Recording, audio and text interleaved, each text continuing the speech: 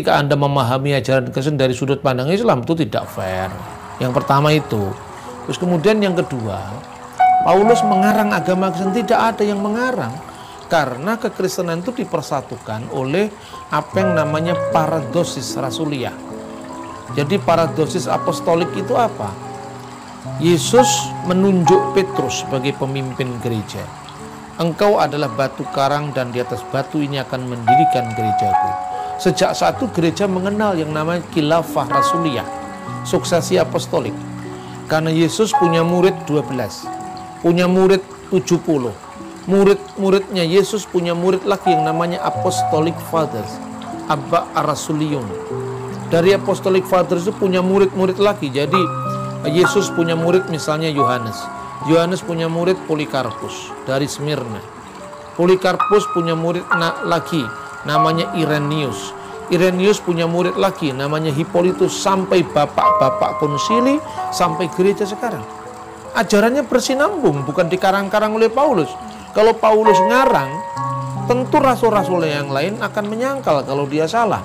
Tidak ada koreksi apapun terhadap ajaran Paulus di dalam gereja. Karena ajaran Paulus adalah ajaran Yesus yang dikontekstualisasikan dengan pembaca atau audien yang bukan Yahudi. Maka kemudian dikenal semacam pembagian tugas bahwa Paulus adalah rasul untuk orang-orang yang tidak bersunat, artinya orang-orang Gentile, non-Jewish. Sementara Petrus dan sebagainya dia berbicara kepada orang-orang Yahudi. Jadi apa nidamnya, sistemnya sudah clear dari abad pertama, dan ada bukti-bukti sejarah. Misalnya ajaran yang menyangkal Paulus itu baru muncul pada sebuah sekte namanya sekte Ebionit.